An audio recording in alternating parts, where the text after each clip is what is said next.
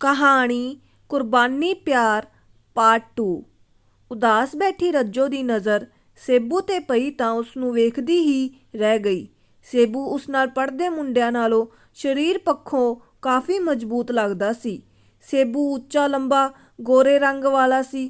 ਕਿਸੇ ਪਾਸੇ ਤੋਂ ਇਹ ਨਹੀਂ ਸੀ ਲੱਗ ਰਿਹਾ ਕਿ ਉਹ ਸੀਰੀ ਰਲਿਆ ਹੈ, ਸਗੋਂ ਇੰਜ ਲੱਗਦਾ ਜਿਵੇਂ ਕਿਸੇ ਨਵਾਬੀ ਖਾਨਦਾਨ ਦਾ ਚਿਰਾਗ ਹੋਵੇ। ਰੱਜੋ ਉਸਨੂੰ ਟਕਟਕੀ ਲਗਾ ਕੇ ਦੇਖ ਰਹੀ ਸੀ। ਸੇਬੂ ਨੇ ਮੂੰਹ ਘੁਮਾਇਆ ਤਾਂ ਰੱਜੋ ਇੱਕਦਮ ਠਠੰਬਰ ਗਈ। ਦੋਨਾਂ ਦੀਆਂ ਨਜ਼ਰਾਂ ਟਕਰਾਈਆਂ ਤਾਂ ਇੰਜ ਲੱਗਿਆ ਜਿਵੇਂ ਨਾਲ ਵਹਿੰਦੀ ਸਮੁੰਦਰ ਦੀ ਕੋਈ ਛੱਲ ਕਿਸੇ ਚਟਾਨ ਨਾਲ ਟਕਰਾ ਗਈ ਹੋਵੇ। ਰੱਜੋ ਉੱਥੋਂ ਉੱਠ ਕੇ ਆ ਗਈ। ਉਸਦਾ ਆਮ ਨਾਲੋਂ ਤੇਜ਼ ਧੜਕਣਾ ਦਿਲ ਉਸਨੂੰ ਬਾਰ-ਬਾਰ ਸੇਬੂ ਵੱਲ ਦੇਖਣ ਲਈ ਉਕਸਾ ਰਿਹਾ ਸੀ। ਸੇਬੂ ਨੇ ਕਦੇ ਸੋਚਿਆ ਵੀ ਨਹੀਂ ਸੀ ਕਿ ਕੋਈ ਉਸ ਵੱਲ ਇੰਜ ਪਿਆਰ ਭਰੀਆਂ ਨਜ਼ਰਾਂ ਨਾਲ ਵੀ ਤੱਕੇਗਾ।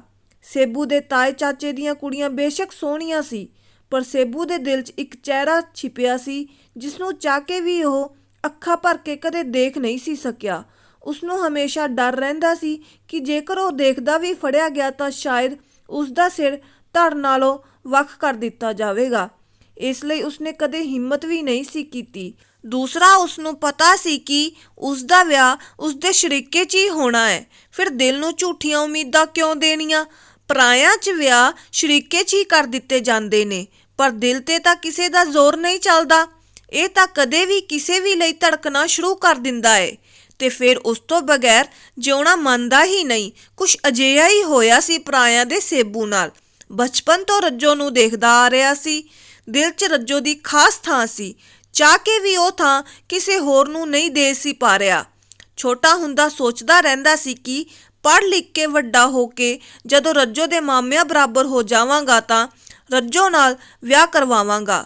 ਪਰ ਸਮੇਂ ਦੇ ਵਾਵਰੋਲੇ ਨੇ ਸਭ ਕੁਝ ਤਹਿਸ ਨਹਿਸ ਕਰ ਦਿੱਤਾ। ਪਹਿਲਾਂ ਸੇਬੂ ਦਾ ਪਿਓ ਰੱਜੋ ਦੇ ਨਾਨੇ ਹਾਕਮ ਸਿੰਘ ਨਾਲ ਸੀਰੀ ਰਲਿਆ ਸੀ।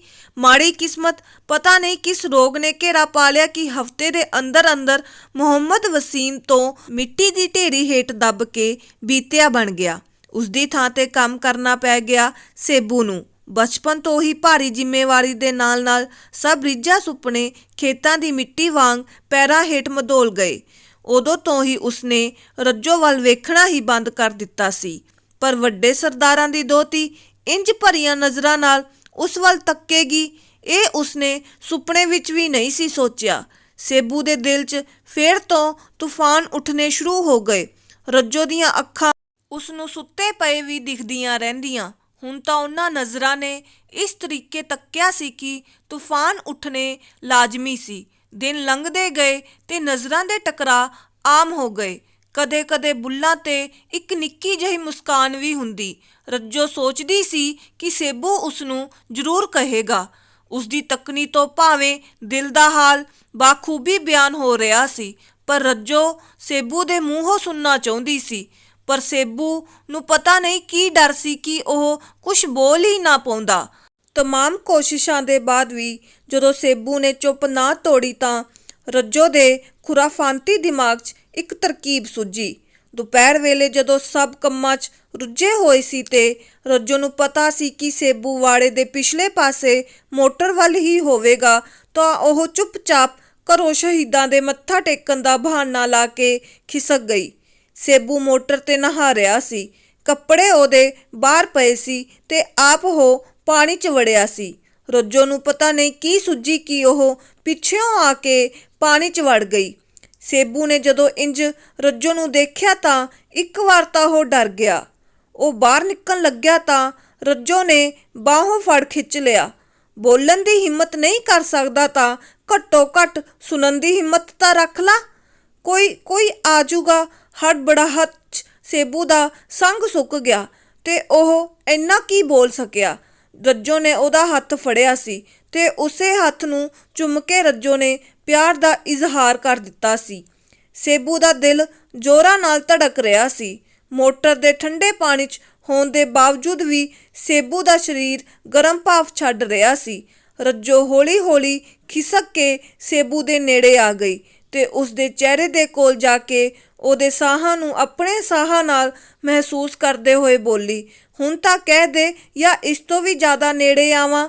ਰੱਜੋ ਨੇ ਇੰਨਾ ਕਹਿ ਕੇ ਸੇਬੂ ਦੇ ਸੀਨੇ ਤੇ ਆਪਣਾ ਸਿਰ ਟਿਕਾ ਦਿੱਤਾ। ਉਸਦੇ ਤੇਜ਼ ਧੜਕਦੇ ਦਿਲ ਨੂੰ ਓਨੀ ਦੇਰ ਸੁਣਦੀ ਰਹੀ ਜਿੰਨੀ ਦੇਰ ਰੱਜੋ ਨੂੰ ਆਪਣੇ ਜਿਸਮ ਦੁਆਲੇ ਸੇਬੂ ਦੀਆਂ ਬਾਹਾਂ ਦੀ ਕਸਾਵਟ ਮਹਿਸੂਸ ਨਾ ਹੋਈ।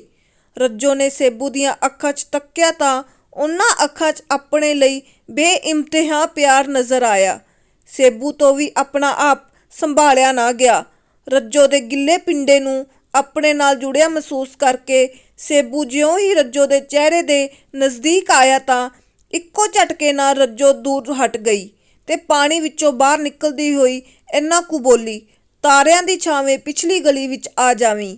ਇੰਨਾ ਆਖਦੇ ਰੱਜੋ ਤਾਂ ਚਲੀ ਗਈ, ਪਰ ਸੇਬੂ ਦੇ ਸਾਲਾਂ ਤੋਂ ਸੁੱਤੇ ਖਵਾਬ ਬਹਾਰਾਂ ਦੇ ਨਗਮੇ ਗੁਣਗੁਣਾਉਣ ਲੱਗ ਪਏ। ਉਸਨੂੰ ਇੰਜ ਲੱਗ ਰਿਹਾ ਸੀ ਜਿਵੇਂ ਉਹ ਹੁਣੇ-ਹੁਣੇ ਪਰੀਆਂ ਦੇ ਦੇਸ਼ ਤੋਂ ਆ ਕੇ ਬੰਜਰ ਤੇ ਵੀਰਾਨ ਮਾਰੂਥਲ 'ਚ ਆ ਕੇ ਗਿਰ ਗਿਆ ਹੋਵੇ। ਰੱਜੋ ਦੇ ਕੋਮਲ ਜਿਸਮ ਦੀ ਛੂਹ ਉਸਨੂੰ ਉਸ ਸਵੇਰ ਜਿਹੀ ਲੱਗੀ ਜਿਸ ਵਿੱਚ ਕੋਮਲ ਸਰੋਂ ਦੇ ਪੱਤਿਆਂ ਦੀ ਤਰੇਲ ਦੀਆਂ ਬੂੰਦਾਂ ਡਿੱਗੀਆਂ ਹੋਣ ਤੇ ਰੱਜੋ ਦਾ ਦੂਰ ਹੋਣਾ ਉਸਨੂੰ ਇੰਜ ਲੱਗਿਆ ਜਿਵੇਂ ਇੱਕਦਮ ਸੂਰਜ ਦੀ ਤੇਜ਼ ਰੋਸ਼ਨੀ ਨਾਲ ਉਹ ਤਰੇਲ ਭਾਫ ਬਣ ਕੇ ਉੱਡ ਗਈ ਹੋਵੇ ਤੇ ਪਿੱਛੇ ਰਹਿ ਗਈਆਂ ਹੋਣ ਸਰੋਂ ਦੀਆਂ ਸੁੱਕੀਆਂ ਤੇ ਖੁਸ਼ਕ ਪੱਤੀਆਂ। ਤਾਰਿਆਂ ਦੀ ਛਾਵੇਂ ਰੱਜੋ ਨਾਲ ਇਕੱਲਿਆਂ ਸਮਾਂ ਬਿਤਾਉਣ ਦਾ ਸੋਚ ਕੇ ਹੀ ਸੇਬੂ ਦਾ ਤਨ ਮਨ ਚਹਿਕਣ ਲੱਗ ਪਿਆ ਸੀ। ਉਹ ਸਾਰੇ ਕੰਮ ਜਲਦੀ ਨਿਪਟਾ ਰਿਹਾ ਸੀ। ਜਿਉਂ-ਜਿਉਂ ਸੂਰਜ ਪੱਛਮ ਵੱਲ ਦੇ ਪਾਸੇ ਨੂੰ ਖਿਸਕ ਰਿਹਾ ਸੀ ਤਿਉਂ-ਤਿਉਂ ਸੇਬੂ ਦੇ ਦਿਲ ਦੀਆਂ ਧੜਕਣਾਂ ਆਪੇ ਤੋਂ ਬਾਹਰ ਹੋ ਰਹੀਆਂ ਸੀ। ਮੱਝਾਂ ਲਈ ਪੱਠੇ ਲਿਆ ਕੇ ਸਾਰੇ ਕੰਮ ਖਤਮ ਕਰਕੇ ਜਦੋਂ ਵਿਹਲਾ ਹੋਇਆ ਤਾਂ ਉਸਨੇ ਦੇਖਿਆ ਕਿ ਤਾਰੇ ਤਾਂ ਹਲੇ ਨਿਕਲੇ ਹੀ ਨਹੀਂ, ਆਸਮਾਨ 'ਚ ਤਾਂ ਹਲੇ ਵੀ ਸੂਰਜ ਦੀਆਂ ਕਿਰਨਾਂ ਦੀ ਆਖਰੀ ਲੋ ਚਮਕ ਰਹੀ ਸੀ। ਇੰਜ ਲੱਗ ਰਿਹਾ ਸੀ ਜਿਵੇਂ ਸੂਰਜ ਅੱਜ ਉਸਦਾ ਦੁਸ਼ਮਣ ਬਣ ਗਿਆ ਸੀ ਤੇ ਜਾਣਬੁੱਝ ਕੇ ਤਾਰਿਆਂ ਨੂੰ ਉਹ ਨਹੀਂ ਸੀ ਦੇਣਾ ਚਾਹੁੰਦਾ। ਆਖਰ ਸੇਬੂ ਨੂੰ ਤਾਰਿਆਂ ਦੀ ਝਲਕ ਦਿਸਣੀ ਸ਼ੁਰੂ ਹੋ ਗਈ। ਸੰਪੂਰਨ ਹਨੇਰਾ ਹੋਣ 'ਚ ਹਾਲੇ ਵਕਤ ਸੀ, ਪਰ ਸੇਬੂ ਨੂੰ ਇਹ ਇੰਤਜ਼ਾਰ ਦੀਆਂ ਘੜੀਆਂ ਟਪਾਉਣੀਆਂ ਬਹੁਤ ਔਖੀਆਂ ਲੱਗ ਰਹੀਆਂ ਸੀ।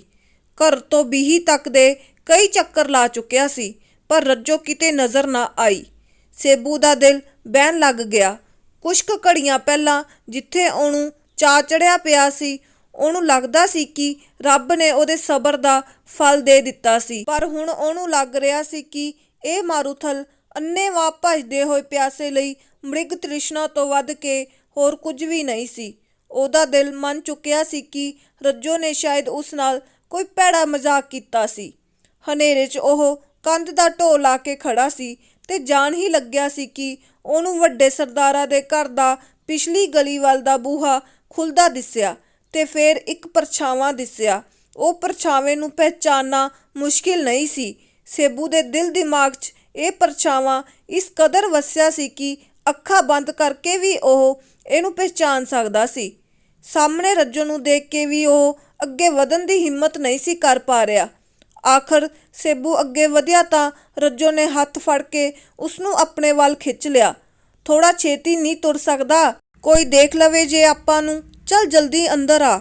ਰੱਜੋ ਨੇ ਹੌਲੀ ਜਿਹੀ ਬਿਨਾਂ ਆਵਾਜ਼ ਕੀਤੇ ਬੂਹਾ ਬੰਦ ਕਰ ਦਿੱਤਾ। ਇਹ ਰੱਜੋ ਦਾ ਕਮਰਾ ਸੀ ਜਿਸ ਦਾ ਬੂਹਾ ਪਿਛਲੀ ਬੀਹੀ ਵਿੱਚ ਹੀ ਖੁੱਲ੍ਹਦਾ ਸੀ, ਪਰ ਇਹ ਬੂਹਾ ਹਮੇਸ਼ਾ ਬਾਹਰ ਤੋਂ ਬੰਦ ਰਹਿੰਦਾ ਸੀ। ਅੱਜ ਹੀ ਰੱਜੋ ਨੇ ਇਸ ਦਰਵਾਜ਼ੇ ਨੂੰ ਸਾਰੇ ਘਰਦਿਆਂ ਤੋਂ ਚੋਰੀ ਬਾਹਰ ਤੋਂ ਖੋਲ੍ਹਿਆ ਸੀ ਤਾਂ ਜੋ ਸੇਬੂ ਨੂੰ ਅੰਦਰ ਆਉਣ 'ਚ ਆਸਾਨੀ ਹੋਵੇ ਤੇ ਕਿਸੇ ਨੂੰ ਪਤਾ ਵੀ ਨਾ ਲੱਗੇ। ਦਰਵਾਜ਼ਾ ਬੰਦ ਕਰਕੇ ਰੱਜੋ ਨੇ ਸੇਬੂ ਵੱਲ ਦੇਖਿਆ ਤਾਂ ਉਸਦੇ ਚਿਹਰੇ ਦੇ ਬਦਲਦੇ ਰੰਗ ਵੇਖਦੇ ਮੁਸਕਰਾਉਣ ਲੱਗ ਗਈ। ਸੇਬੂ ਦੀਆਂ ਅੱਖਾਂ 'ਚ ਖੁਸ਼ੀ ਸੀ, ਪਰ ਨਾਲ ਹੀ ਇੱਕ ਡਰ ਵੀ ਸੀ। ਰੱਜੋ ਉਸਦੇ ਇੰਨਾ ਨੇੜੇ ਸੀ ਤਾਂ ਵੀ ਸੇਬੂ ਚੁੱਪ ਹੋਇਆ ਖੜਾ ਸੀ।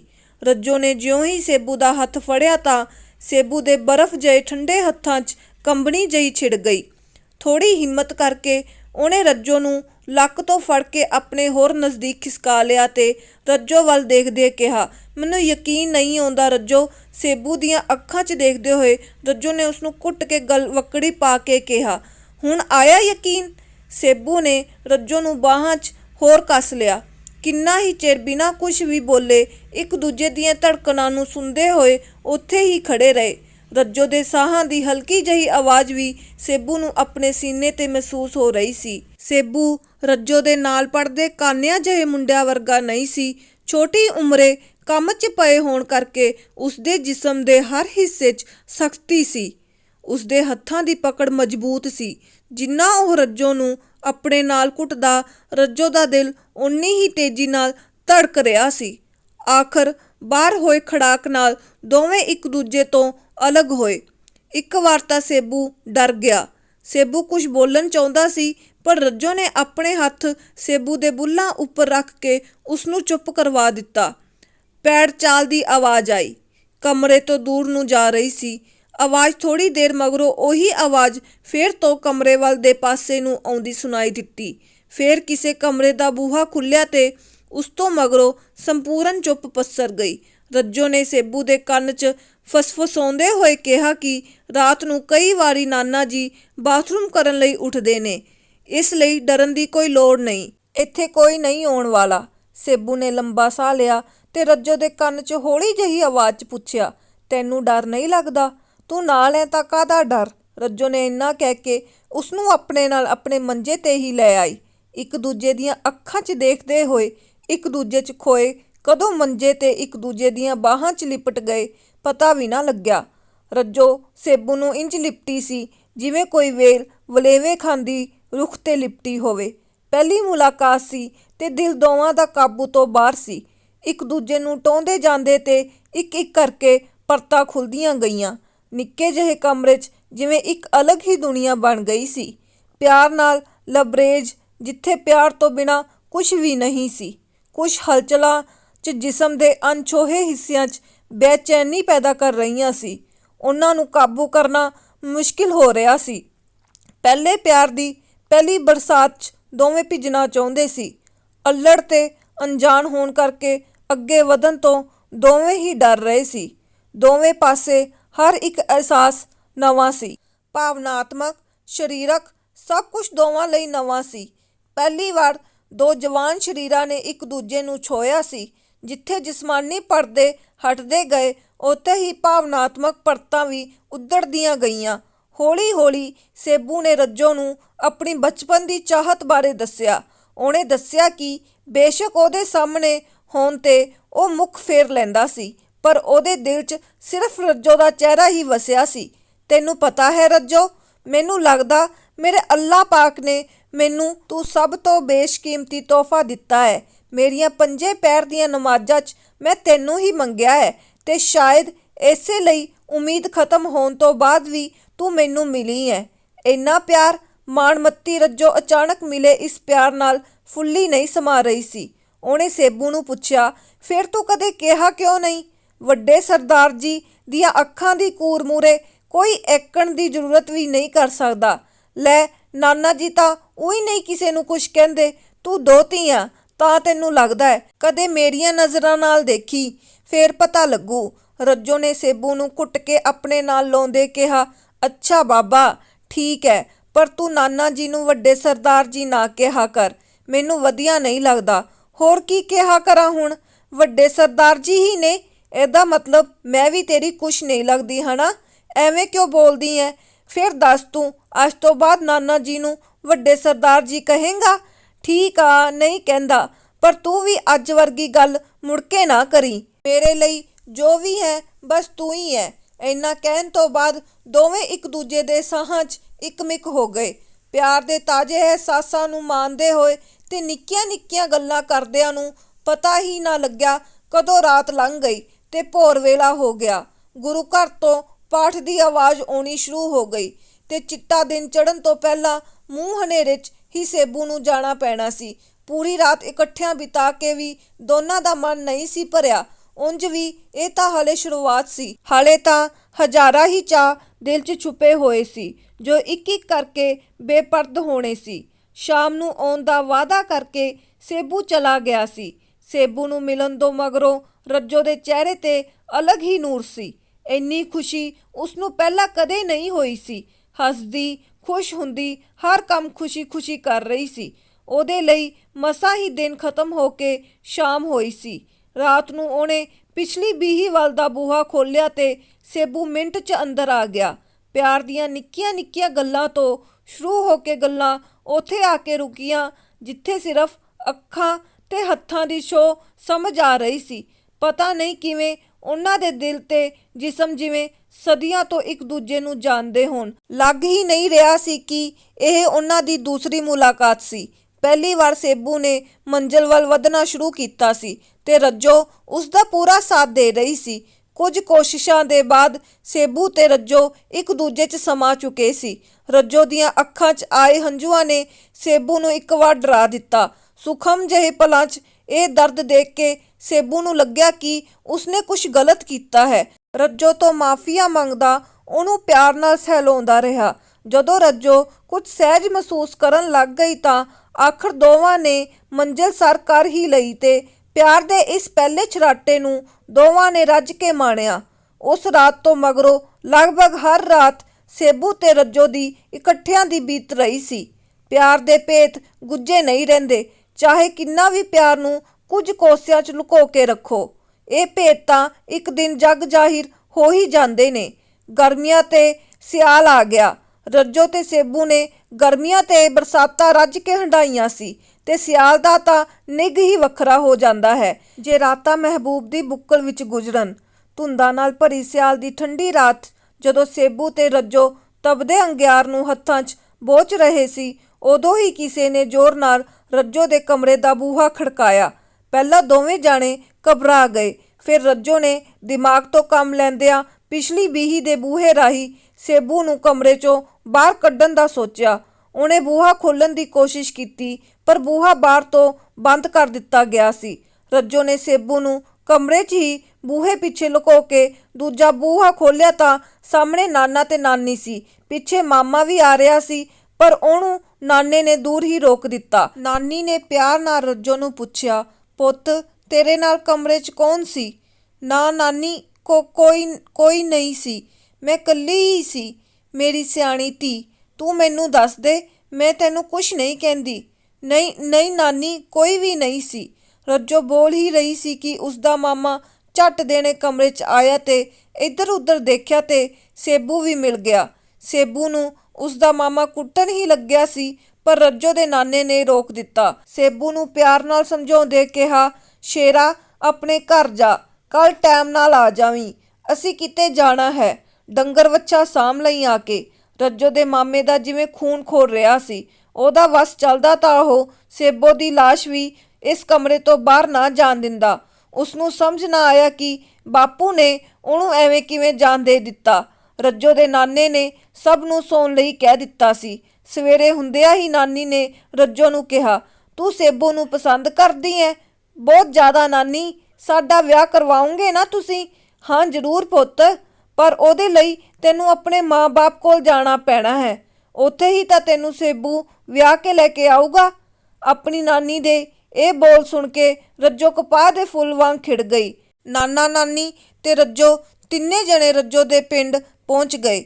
ਇੰਜ ਅਚਾਨਕ ਆਇਆ ਨੂੰ ਦੇਖ ਕੇ ਇੱਕ ਵਾਰ ਤਾਂ ਰੱਜੋ ਦੀ ਮਾਂ ਦਾ ਚਿਹਰਾ ਖੁਸ਼ੀ ਨਾਲ ਚਹਿਕ ਉੱਠਿਆ, ਪਰ ਜਦੋਂ ਰੱਜੋ ਦੀ ਨਾਨੀ ਨੇ ਸਾਰੀ ਵਿਥਿਆ ਸੁਣਾਈ ਤਾਂ ਰੱਜੋ ਦੀ ਮਾਂ ਨੇ ਗੁੱਸੇ 'ਚ ਆ ਕੇ ਰੱਜੋ ਨੂੰ ਕੁੱਟਣਾ ਸ਼ੁਰੂ ਕਰ ਦਿੱਤਾ। ਕੁੱਤੀਏ, ਪਵਾਈ ਮੇਰੇ ਝੱਟ 'ਚ ਖੇ, ਰੋਲਤੀ ਆਪਣੇ ਪਿਓ ਦੀ ਦਾੜੀ। ਨੀ ਤੈਨੂੰ ਕਿਹੜੀ ਇੰਨੀ ਅੱਗ ਲੱਗੀ ਸੀ? ਨੀ ਤੇਥੋਂ ਜਾਤ ਕੁਜਾਤ ਵੀ ਨਾ ਦੇਖੀ ਗਈ। ਰੱਜੋ ਨੂੰ ਸਮਝ ਹੀ ਨਾ ਆਇਆ ਕਿ ਅਚਾਨਕ ਸਾਰਾ ਮਾਹੌਲ ਕਿਵੇਂ ਬਦਲ ਗਿਆ। ਕਿੱਥੇ ਨਾਨੀ ਕਹਿੰਦੀ ਸੀ ਕਿ ਵਿਆਹ ਹੋਊਗਾ ਤੇ ਕਿੱਥੇ ਉਸਦੀ ਕੁੱਟਮਾਰ ਹੋ ਰਹੀ ਹੈ। ਰੱਜੋ ਦੀ ਮਾਂ ਜਦੋਂ ਉਸਨੂੰ ਕੁੱਟ-ਕੁੱਟ ਥੱਕ ਗਈ ਤਾਂ ਉਸਨੇ ਆਪਣੇ ਆਪ ਨੂੰ ਪਿੱਟਣਾ ਸ਼ੁਰੂ ਕਰ ਦਿੱਤਾ। ਘਰ ਵਿੱਚ ਗਮਹੀਨ ਮਾਹੌਲ ਬਣਿਆ ਸੀ। ਕਿਸੇ ਨੇ ਰੋਟੀ ਨਾ ਖਾਧੀ। ਰੱਜੋ ਦੀਆਂ ਚਾਚੀਆਂ ਨੇ ਬਹੁਤ ਜ਼ੋਰ ਪਾਇਆ ਤਾਂ ਕਿਤੇ ਜਾ ਕੇ ਰੱਜੋ ਦੀ ਮਾਂ ਨੇ ਰੋਟੀ ਦੀ ਬੁਰਕੀ ਸੰਗ ਥੱਲਿਓਂ ਲੰਘਾਈ। ਉੱਧਰੋਂ ਸੇਬੂ ਨੂੰ ਰੱਜੋ ਦੇ ਮਾਮੇ ਨੇ ਕਿਹਾ ਕਿ ਕਲਕੱਤੇ ਸਾਡੇ ਮਾਮਿਆਂ ਨੂੰ ਤੇਰੇ ਵਰਗੇ ਕਾਮੇ ਦੀ ਲੋੜ ਹੈ, ਇਸ ਲਈ ਤੂੰ ਉੱਥੇ ਜਾਣਾ ਹੈ। ਕੁਝ ਮਹੀਨੇ ਰਹਿ ਉੱਥੇ, ਫਿਰ ਰੱਜੋ ਨੂੰ ਤੇਰੇ ਨਾਲ ਵਿਆਹ ਕੇ ਉੱਥੇ ਹੀ ਤੋਰ ਦਿਆਂਗੇ। ਚਾਈਂ ਤਿਆਰ ਹੋ ਕੇ ਸੇਬੂ ਬੱਸ ਅੱਡੇ ਤੇ ਪਹੁੰਚਿਆ। ਇੱਕ ਕਾਲੇ ਰੰਗ ਦੀ ਗੱਡੀ ਆਈ। ਰੱਜੋ ਦਾ ਮਾਮਾ ਉਸ ਗੱਡੀ ਵਿੱਚ ਸੀ। ਉਸਨੇ ਉੱਥੇ ਸੇਬੂ ਨੂੰ ਨਾਲ ਗੱਡੀ 'ਚ ਬਿਠਾਇਆ ਤੇ ਬਿਠਾਉਂਦਿਆਂ ਸਾਰ ਸੇਬੂ ਨੂੰ ਕੁੱਟਣਾ ਮਾਰਨਾ ਸ਼ੁਰੂ ਕਰ ਦਿੱਤਾ। ਕਾਰ ਪਿੰਡਾਂ 'ਚੋਂ ਲੰਘਦੀ ਹੋਈ ਇੱਕ ਸੁਨਸਾਨ ਮਕਾਨ ਦੇ ਘਰ ਮੂਹਰੇ ਆ ਕੇ ਰੁਕ ਗਈ। ਸੇਬੂ ਨੂੰ ਕੁੱਟ-ਕੁੱਟ ਕੇ ਵੈਸੇ ਹੀ ਅੱਧ ਮਰਿਆ ਕੀਤਾ ਪਿਆ ਸੀ। ਕਾਰ 'ਚੋਂ ਉਤਾਰ ਕੇ ਧੂ ਕੇ ਅੰਦਰ ਲੈ ਗਏ। ਰੱਜੋ ਦੇ ਮਾਮੇ ਨੇ ਇੱਕ ਮੋਟਾ ਜਿਹਾ ਪੈਗ ਲਾਇਆ ਤੇ ਇੱਕੋ ਵਾਰ 'ਚ ਸੇਬੂ ਦਾ ਗਲ ਵੱਢ ਕੇ ਪਰਾਂ ਹੋ ਗਿਆ। ਕੁਛ ਦੇਰ ਸੇਬੂ ਦੇ ਹੱਥ ਪੈਰ ਗਲ ਵੱਡੇ ਹੋਏ ਬੱਕਰੇ ਵਾਂਗ ਫੜਫੜਾਉਂਦੇ ਰਹੇ। ਉੱਥੇ ਹੀ ਸੇਬੂ ਨੂੰ ਦਫਨਾ ਦਿੱਤਾ ਗਿਆ। ਰੱਜੋ ਸਾਰਾ ਮਾਜਰਾ ਸਮਝ ਗਈ ਸੀ ਕਿ ਇਹ ਉਹਨੂੰ ਤੇ ਸੇਬੂ ਨੂੰ ਅਲੱਗ ਕਰਨ ਦੀ ਕੋਈ ਚਾਲ ਸੀ। ਉਸ ਤੇ ਸਖਤ ਪਹਿਰਾ ਸੀ, ਉਹ ਕਿਤੇ ਬਾਹਰ ਆ ਜਾ ਨਹੀਂ ਸੀ ਸਕਦੀ। ਇਸੇ ਦੌਰਾਨ ਉਸ ਨੂੰ ਪਤਾ ਲੱਗਿਆ ਕਿ 15 ਦਿਨ ਉੱਪਰ ਹੋ ਗਏ, ਉਸ ਨੂੰ ਮਾਹਵਾਰੀ ਨਹੀਂ ਆਈ। ਉਸ ਦੀ ਮਾਂ ਨੂੰ ਸ਼ੱਕ ਹੋਇਆ ਤਾਂ ਸਿੱਧਾ ਡਾਕਟਰ ਕੋਲ ਲੈ ਗਈ। ਮਾਂ ਦਾ ਸ਼ੱਕ ਸਹੀ ਸਾਬਤ ਹੋਇਆ। ਰੱਜੋ ਦੇ ਪੇਟ 'ਚ ਸੇਬੂ ਦਾ ਬੱਚਾ ਪਲ ਰਿਹਾ ਸੀ। ਰੱਜੋ ਦੀ ਮਾਂ ਨੇ ਬਹੁਤਾ ਵਕਤ ਨਾ ਖੰਝਾਉਂਦਿਆਂ ਰੱਜੋ ਦਾ ਗਰਭਪਾਤ ਕਰਵਾ ਦਿੱਤਾ ਤੇ ਕਿਸੇ ਨੇ ਰਿਸ਼ਤੇ ਦੀ ਦੱਸ ਪਾਈ। ਮੁੰਡਾ ਕੈਨੇਡਾ 'ਚ ਪੱਕਾ ਸੀ, ਉਮਰ 'ਚ ਥੋੜਾ ਵੱਡਾ ਸੀ ਪਰ ਸੋਹਣਾ ਸੁਨੱਖਾ ਸੀ। ਰੱਜੋ ਰੋਂਦੀ ਕਰਲਾਉਂਦੀ ਆਪਣੀ ਮਾਂ ਦੀਆਂ ਮਿੰਨਤਾਂ ਕਰਦੀ ਰਹੀ ਕਿ ਇੱਕ ਵਾਰ ਸੇਬੂ ਨੂੰ ਵੇਖ ਲੈਣ ਦੋ, ਪਰ ਰੱਜੋ ਦੀ ਮਾਂ ਨੇ ਉਹਨੂੰ ਦੱਸਿਆ ਸੇਬੂ ਨਗਦੀ ਚੋਰੀ ਕਰਕੇ ਭੱਜ ਗਿਆ। ਉਹਨੂੰ ਤੇਰੇ ਨਾਲ ਕੋਈ ਪਿਆਰ ਨਹੀਂ ਸੀ, ਉਹ ਤਾਂ ਬਸ ਤੇਰੇ ਰਾਹੀਂ ਪੈਸੇ ਲੁੱਟਣਾ ਚਾਹੁੰਦਾ ਸੀ। ਰੱਜੋ ਇਹਨਾਂ ਗੱਲਾਂ ਤੋਂ ਭੋਰਾ ਵੀ ਯਕੀਨ ਨਾ ਹੋਇਆ। ਉਹਨੇ ਨਾਨਕੇ ਪਿੰਡ ਜਾਣ ਦੀ ਜਿੱਦ ਕੀਤੀ ਤਾਂ ਮਾਂ ਗਲ 'ਚ ਫਾਹਾ ਪਾ ਕੇ ਖੜੀ ਹੋ ਗਈ। ਜੇ ਤੂੰ ਆਹੀ ਜਿੱਦ ਕਰਨੀ ਹੈ ਤਾਂ ਠੀਕ ਹੈ, ਜਾ, ਪਰ ਮੇਰੀ ਮਰੀ ਦਾ ਮੂੰਹ ਨਾ ਦੇਖਣ ਆਈ। ਰੱਜੋ ਕੁਝ ਨਾ ਕਹਿ ਸਕੀ। 20 ਕੁ ਦਿਨਾਂ 'ਚ ਰੱਜੋ ਦਾ ਵਿਆਹ ਹੋ ਗਿਆ। ਸੇਬੂ ਕਿਉਂ ਗਾਇਬ ਸੀ ਇਹ ਉਸ ਨੂੰ ਵਿਆਹ ਤੋਂ ਮਗਰੋਂ ਪਤਾ ਲੱਗਿਆ, ਜਦੋਂ ਉਸ ਦੀ ਸਹੇਲੀ ਉਸ ਨੂੰ ਮਿਲਣ ਆਈ ਸੀ। ਲਗਭਗ ਸਾਰੇ ਪਿੰਡ ਨੂੰ ਪਤਾ ਸੀ, ਪਰ ਪੱਕਾ ਕੋਈ ਸਬੂਤ ਕਿਸੇ ਕੋਲ ਨਹੀਂ ਸੀ। ਉੱਪਰੋਂ ਜਿਸ ਕੋਲ ਪੈਸਾ ਤੇ ਤਾਕਤ ਦੋਵੇਂ ਚੀਜ਼ਾਂ ਹੋਣ, ਉਹਦੇ ਖਿਲਾਫ ਖੜਾ ਹੋਣ ਦੀ ਜ਼ਰੂਰਤ ਕੋਈ ਕਿਵੇਂ ਕਰ ਲਵੇ। ਸਭ ਕੁਝ ਪਤਾ ਹੋਣ ਦੇ ਬਾਵਜੂਦ ਵੀ ਕੋਈ ਨਾ ਬੋਲਿਆ। ਸੇਬੂ ਬਾਰੇ ਸੁਣ ਕੇ ਉਹਦੀਆਂ ਭੁੱਬਾਂ ਨਿਕਲ ਗਈਆਂ। ਉਸ ਦਾ ਮਨ ਕਰਦਾ ਸੀ ਕਿ ਬਾਹਾਂ 'ਚ ਪਾਏ ਚੂੜੇ ਨੂੰ ਭੰਨ ਸੁੱਟੇ, ਹਾਰ ਸ਼ਿੰਗਾਰ ਲਾ ਦੇ। ਉਸ ਨੂੰ ਇੰਜ ਮਹਿਸੂਸ ਹੋ ਰਿਹਾ ਸੀ ਜਿਵੇਂ ਉਸ ਦਾ ਸੁਹਾਗ ਉੱਜੜ ਗਿਆ ਹੋਵੇ। ਰੱਜੋ ਦੇ ਚਿਹਰੇ ਦੀ ਰੌਣਕ ਤਾਂ ਪਹਿਲਾਂ ਹੀ ਖਤਮ ਹੋ ਗਈ ਸੀ। ਹੁਣ ਤਾਂ ਬਚੇ ਕੁਚੇ ਹਾਸੇ ਵੀ ਅਣਆਈ ਮੌਤ ਮਰ ਗਏ ਸੀ। ਭਾਵੇਂ ਰੱਜੋ ਦਾ ਸਹੁਰਾ ਪਰਿਵਾਰ ਸੁਭਾਅ ਪੱਖੋਂ ਚੰਗਾ ਸੀ, ਉਸ ਦਾ ਘਰ ਵਾਲਾ ਉਹਨੂੰ ਕਿਸੇ ਚੀਜ਼ ਦੀ ਕੋਈ ਕਮੀ ਨਹੀਂ ਸੀ ਰਹਿਣ ਦਿੰਦਾ, ਪਰ ਸੇਬੂ ਤੋਂ ਬਗੈਰ ਰੱਜੋ ਦੇ ਦਿਲ 'ਚ ਇੱਕ ਖਾਲੀਪਨ ਸੀ ਜਿਹਨੂੰ ਵਕਤ ਵੀ ਨਾ ਭਰ ਸਕਿਆ। ਉਸ ਦਾ ਪਹਿਲਾ ਪਿਆਰ ਨਾ ਸਿਰਫ ਅਧੂਰਾ ਰਿਹਾ, ਸਗੋਂ ਕਸਾਈਆਂ ਵਾਂਗ ਉਹਦੇ ਮਾਮੇ ਨੇ ਉਹਨੂੰ ਤੜਫਾ ਕੇ ਮਾਰਿਆ ਸੀ। ਇਹੋ ਗੱਲ ਸੀ ਜੋ ਰੱਜੋ ਨੂੰ ਚੈਨ ਨਹੀਂ ਸੀ ਲੈਣ ਦਿੰਦੀ। ਸੇਬੂ ਦਾ ਉਹੀ ਹੱਸਦਾ ਚਿਹਰਾ, ਰੱਜੋ ਲਈ ਪਿਆਰ ਨਾਲ ਭਰੀਆਂ ਅੱਖਾਂ ਉਹਨੂੰ ਅਕਸਰ ਸੁਪਨਿਆਂ 'ਚ ਦਿਸਦੀਆਂ ਰਹਿੰਦੀਆਂ। 30 ਸਾਲ ਲੰਘ ਗਏ ਸੀ ਵਿਆਹ ਹੋਏ ਨੂੰ, ਪਰ ਸੇਬੂ ਉਹਦੇ ਦਿਲ ਦਿਮਾਗ 'ਚ ਉਂਝ ਦਾ ਉਂਝ ਹੀ ਵਸਿਆ ਸੀ ਤੇ ਬਾਕੀ ਪਰਿਵਾਰ ਲਈ ਵੀ ਇਹ ਨਾ ਪਹੇਲੀ ਬਣ ਕੇ ਰਹਿ ਗਿਆ ਸੀ।